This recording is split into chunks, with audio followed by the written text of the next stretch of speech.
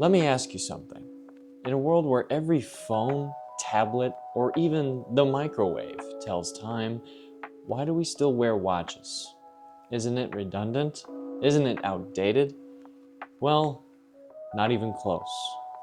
Because watches aren't just tools for telling the time. They're symbols.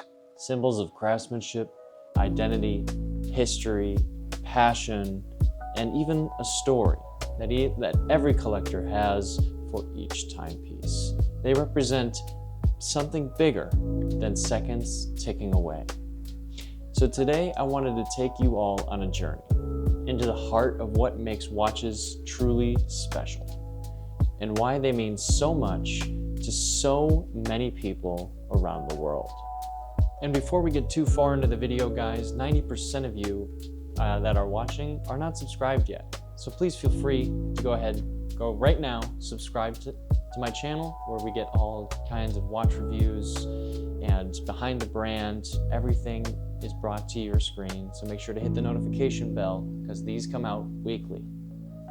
Let's start with the obvious. Watches are beautiful, but they're not just accessories. They're mechanical sculptures. Each one is a miniature world made with precision, a canvas for designers and engineers to collaborate, where function meets form.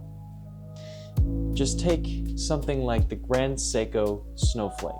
That dial is inspired by the snowy landscapes of Shinsu, Japan, or the Cartier tank, which echoes in the shape of the World War I tanks.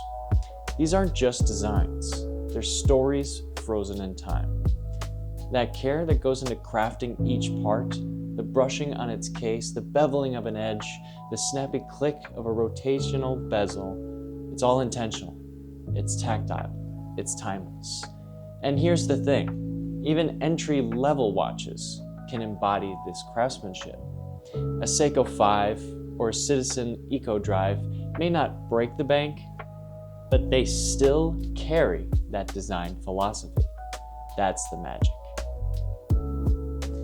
Now, beyond their looks, watches tell stories, literal and metaphorical. They've been to the deepest parts of the ocean, like the Rolex Deep Sea Challenge.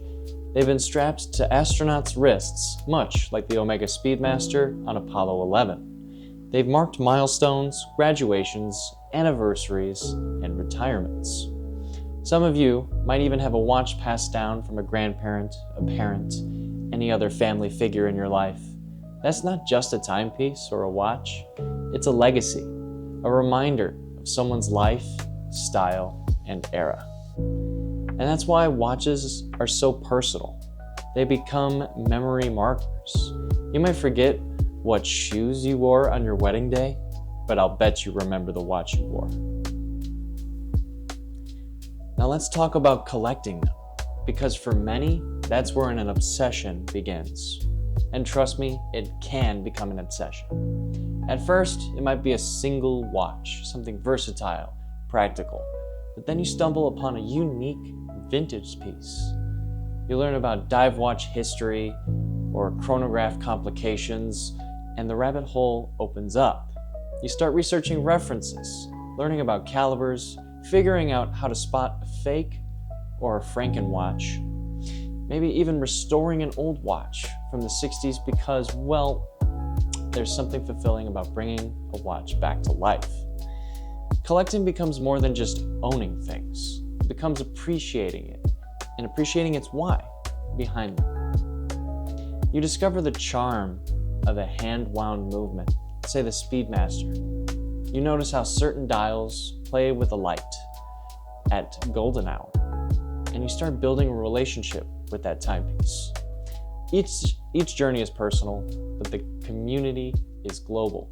Reddit forums, YouTube, Instagram, watch collectors love to share, compare, and learn from each other. And that's what makes this whole experience even richer, is the community that it builds. Each watch has its own story to tell, and each story is so incredibly important for each timepiece because it gives it meaning. Here's the good news. Getting into watches doesn't require deep pockets. You don't need to walk into an AD and drop $5,000 on a Swiss brand to start enjoying the hobby. Brands like Seiko, Citizen, Orient, Tissot, Casio. They offer fantastic options, under $200 or $300. And they're not just cheap watches, they're well respected within the community. And don't sleep on vintage watches. You'll find a charming hand-wound Timex or an old Soviet-era Vostok for less than a dinner date.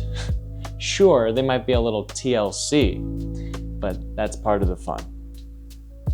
But then there's the world of micro brands. These independent watchmakers pushing creative boundaries. Brands like Baltic, Laurier, or Zelos. They're designing watches that feel fresh, often with specs that outperform their price point. So whether you want a field watch, a minimalist dress watch, or a full-blown diver, you've got options. So when you're picking out your first watch, think about more than just the brand or the specs. Start by asking, what do I need this for? Is it for everyday wear, formal events? Do you want something sporty or classic? Then consider your wrist size. A 44mm dive watch might look amazing in photos, but on a smaller wrist, it could feel like a hockey puck. Try different sizes, see what fits. Next, you've got to consider aesthetics. Do you want a black dial, a white one, something colorful, metal bracelet, or leather strap? There's lots of options for you. And, of course, set a budget.